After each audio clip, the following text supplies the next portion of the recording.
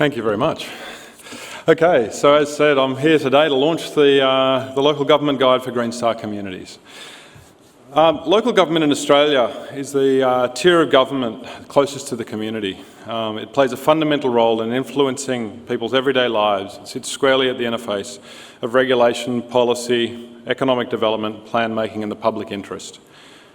Local government has a unique opportunity in that position to influence sustainability outcomes within our communities. Local government is also the tier of government that is under the most significant pressure to respond to change in our new urban agendas.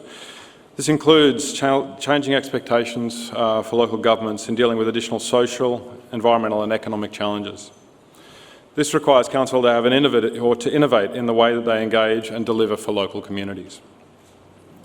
In 2009, the Green Building Council of Australia embarked on a journey to define a set of principles to inform more sustainable development at a community scale. On the back of a long legacy of providing positive change in the building space, the GBCA responded to the need for effective planning and driving and incentivising development with the Green Star Communities National Framework. In 2010, after extensive consultation with industry and government, the GBCA released the Green Star Communities Framework, which you can see on board there. This set the vision and a set of principles and aspirations to help guide and support the development of more sustainable communities. This dealt with areas beyond the traditional realms of the Green Building Council and really moved into the areas of design, governance, livability, economic prosperity, as well as the environment component, and obviously with a very key focus on driving innovation as well. In 2012, the Green Building Council then released the rating tool off the back of that. So this was designed to incentivise developers and create and incentivise best practice in new communities and new development areas.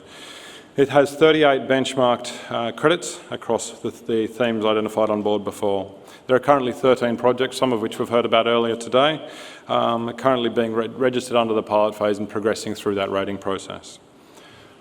For me, I believe the biggest strength of this Green Star Communities process has really been the common language that's been developed by industry and government in relation to what is sustainability when we're talking about communities and what that means for stakeholders and ultimately the community that are using those communities.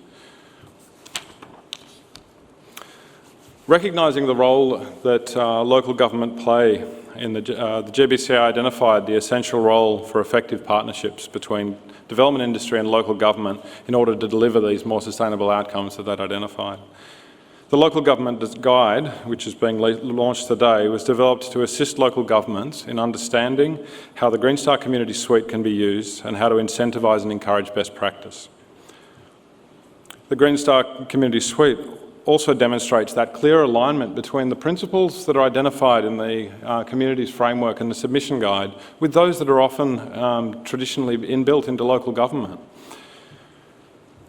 Through the development, I guess, of the guide and the Green Star Communities really provides a mechanism to assist local governments in delivering on some of those objectives and with an incentive-based approach. Though the rating tool is targeted at developers, local government play a critical role in visioning, delivery, regulation and change, and obviously therefore have a critical role to play in the delivery of these principles. The guide explains how councils can use Green Star Communities National Framework and rating tool to support and achieve better economic, social and environmental outcomes across the built environment. It aims to facilitate industry and government collaboration towards delivering more sustainable communities. The contents of the guide provide an overview of the Green Star Communities framework and identify a number of ways where councils can actively engage in the tool. It provides insights into how Communities tool can be used to facilitate and demonstrate leadership, remove barriers and create incentives, and also build the capacity of the councils, the developers and the community with which the councils are working. So today is the official launch of the guide. There are a number of hard copies of the guide now available. You'll probably find them out somewhere in the guide after this. It's also online. There'll also be hard copies of the guide issued to local governments across Australia, and there'll be a training program starting out next month.